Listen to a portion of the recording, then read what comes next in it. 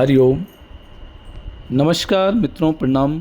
जय श्री राम, जय बद्री केदार, जय हनुमान। मित्रों, एक बार पुनः आपका स्वागत कर रहा हूं अपने इस ज्योतिष कार्यक्रम में, जहां पर कि मैं आपको ज्योतिष से संबंधित, आध्यात्म से संबंधित छोटी छोटी और बड़ी महत्वपूर्ण जानकारियां उपलब्ध कराता हूं। इसी कड़ी में मित्रों, आज मैं चर्चा करूंगा जन्म कुंडली के नवम भाव के बारे में। अर्थात नवम भाव से कौन कौन से विषय पर चर्चा की जाती है,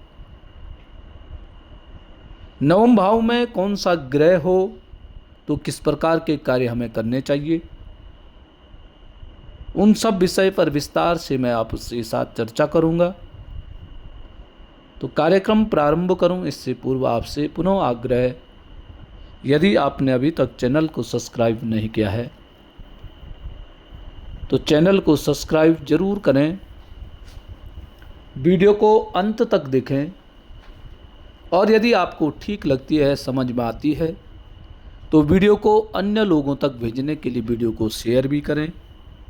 साथ साथ में मित्रों लाइक भी करें और कमेंट भी आप कर सकते हैं। तो मित्रों, आओ चर्चा करेंगे आज के विषय के बारे में। और आज का विषय है जन्म कुंडली का नवम घर अर्थात नौवां भाव। जन्म कुंडली का जो नवम घर होता है, नवम भाव जो होता है, बड़ा महत्वपूर्ण भाव होता है। महत्वपूर्ण भाव इसलिए है क्योंकि नवम भाव धर्म का भाव होता है और मुख्यतः भाव भाग्य का भाव है। उस नवम भाव से ही भाग्य के बारे में चर्चा की जाती है।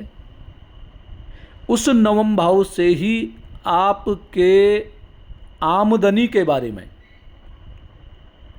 किस क्षेत्र से आपके भाग्य की वृद्धि होगी, किस क्षेत्र में जाने से आपका भाग्य उजागर होगा, आपको मन के अनुसार सफलता मिलेगी, उस विषय में वार्तालाप किया जाता है जन्म कुंडली के नवम भाव के बारे में। मित्रों, अक्सर क्या होता है, हमारे भाग्य में जो कार्य होता है, हम उस कार्य, उस लाइन को पकड़ ही नहीं पाते हैं और फिर क्या होता है, दूसरे विषय पे चले जाते हैं, दूसरे रास्ते पे चले जाते हैं और फिर वहाँ हमारा भटकना शुरू हो जाता है। यदि हम पूर्व में ही अपनी जन्म कुंडली के माध्यम से अपनी कुंडली का ठीक ढंग से निरीक्षण करके और भविष्य में हमें किस क्षेत्र में कार्य करना चाहिए, किस क्षेत्र में हमें नौकरी करनी चाहिए, कौन से क्षेत्र का हमें व्यापार करना चाहिए, इन सब विषयों पे यदि हम चर्चा करते हैं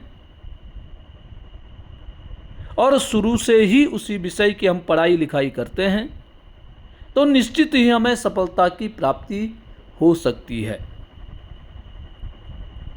क्योंकि मित्रों, ज्योतिष एक विज्ञान है। ज्योतिष के कई पहलू होते हैं। कौन से क्षेत्र में हमें सफलता मिलती है, उन सब का ठीक ढंग से अध्ययन जब हम करते हैं और उस अध्ययन के माध्यम से जब हम आगे अपने जीवन में बढ़ते हैं तो हम अपनी मंजिल में पहुंचने के लिए या अपनी मंजिल को प्राप्त करने के लिए ठीक रास्ते का हम चयन कर पाते हैं। अब मैं आज एक ग्रह के बारे में बताऊंगा कि नवम भाव में जब वो ग्रह बैठ जाता है तो हमें कौन से दिशा में कार्य करना चाहिए, अपनी आजीविका के लिए कौन सी दिशा में जाना चाहिए, कौन से क्षेत्र में हमें प्रयासरत होना चाहिए, उस विषय पर आज मैं आपसे विस्तार से चर्चा कर रहा हूं। मित्रों, 9 ग्रहों में एक ग्रह है शुक्र ग्रह। और शुक्र ग्रह बड़ा मुख्य ग्रह होता है अपनी आजीविका को चलाने के लिए। शुक्र हमारे भौतिकवादी जीवन के बारे में दर्शाता है, हमारी पसंद नापसंद के बारे में, हमारे क्रियाकलापों के बारे में बताता है, हमें क्या पसंद है क्या नापसंद है, हमारा कैसा आचरण है, कैसा व्यवहार है, यह सब हमें शुक्र ग्रह से ही पता चलता है। हमारे हाव भाव, दूसरे को आकर्षित करने की क्षमता कैसे हमारे अंदर है, यह सब हमें शुक्र ग्रह के माध्यम से ही पता चलता है। और अगर मित्रों यही शुक्र ग्रह जन्म कुंडली के 9वें घर में पड़ गया है, या जन्म कुंडली के 9वें भाव में शुक्र ग्रह विराजमान है, तो आपको कौन से क्षेत्र में प्रयास करना चाहिए, किस क्षेत्र में आपकी आजीविका ठीक ढंग से चल सकती है। तो 9वां भाव क्या है? धर्म का भाव है। और धर्म भाव में जब शुक्र ग्रह बैठ जाता है तो ऐसे व्यक्ति को आध्यात्मिक कार्यों के जरिए धन अर्जित करना चाहिए। आध्यात्मिक क्षेत्र में जाकर के। अब आध्यात्मिक क्षेत्र क्या क्या होते हैं? आध्यात्मिक क्षेत्र क्या है? सबसे पहला आध्यात्मिक क्षेत्र है कि आप जो पूजा पाठ इत्यादि कार्य करते हैं, यह भी आध्यात्मिक क्षेत्र है। आध्यात्मिक क्षेत्र और क्या है? जैसे पूजा पाठ का सामान, इसकी दुकान खोलना। जैसे कई व्यक्ति आपने देखे होंगे कि जैसे धूप अगरबत्ती अनेक प्रकार का सामान आज आध्यात्मिक क्षेत्र का है और इसी में लोग मालो माल बने हुए हैं। और इसमें सबसे अच्छी बात क्या है कि इसमें मोल भाव कुछ नहीं होता है। शुक्र व्यक्ति को आकर्षित बनाता है और आकर्षण के कारण ही ऐसे व्यक्ति के पास लोग भागे भागे आ जाते हैं और इस क्षेत्र में यह उन्नति कर पाता है। आध्यात्मिक शिक्षा भी आप दे सकते हैं। अगर शुक्र 9वें भाव में आपका है तो आप आध्यात्मिक शिक्षा दे करके भी धन अर्जित कर सकते हैं। अब आध्यात्मिक शिक्षा में क्या है? जैसे आप योग के माध्यम से,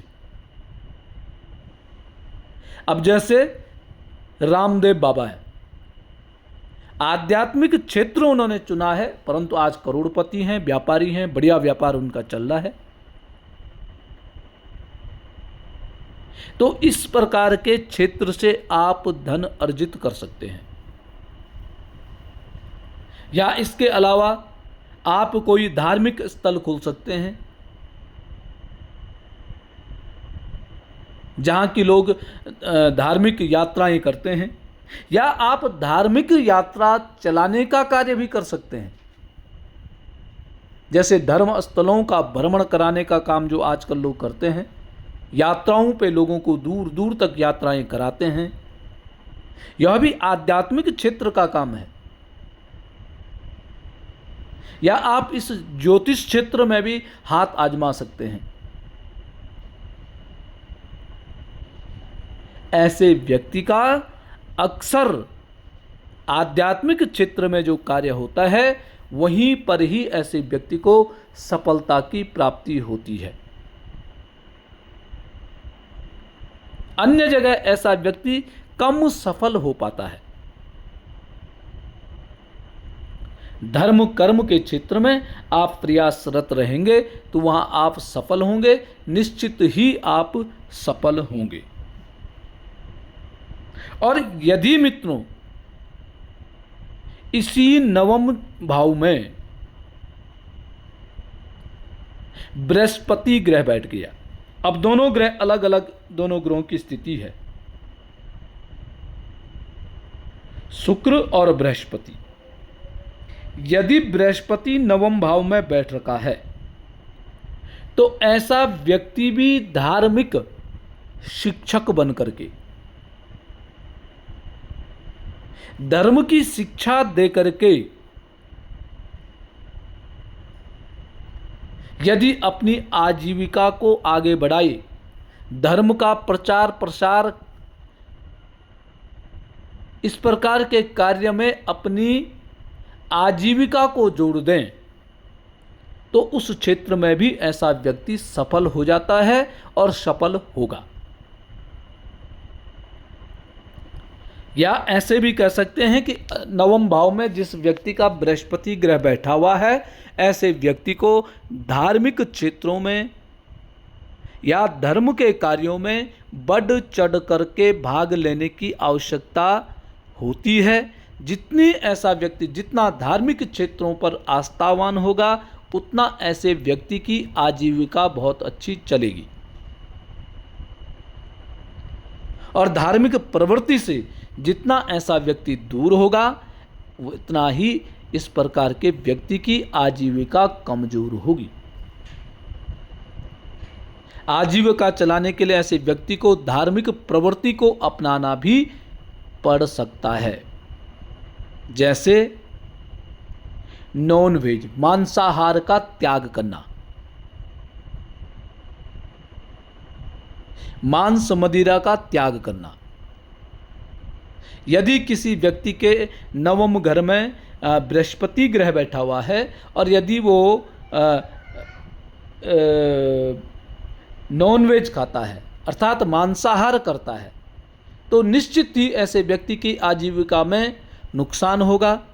ऐसे व्यक्ति का जो जीवन है वह सफल नहीं हो पाएगा, क्योंकि नवम भाव में बैठ कर के जब बृहस्पति ग्रह विराजमान हो जाता है तो व्यक्ति की धार्मिक प्रवृत्ति होती है। और धार्मिक प्रवृत्ति वाला व्यक्ति जब उग्र होता है, गर्म भोजन करता है, तो उसकी बुद्धि भी गर्म होती है और अच्छे मार्ग पे जाने के बजाय वह गलत मार्गों का अनुसरण करने लग जाता है। गलत मार्ग पे जा कर के पथ भ्रष्ट हो जाता है और इसका सीधा सीधा असर उसकी आजीविका पर पड़ता है। आजीविका पे ऐसे व्यक्ति का फिर नुकसान हो जाता है और फिर वह व्यक्ति जीवन भर परेशान रहता है, जीवन भर सोचता रहता है।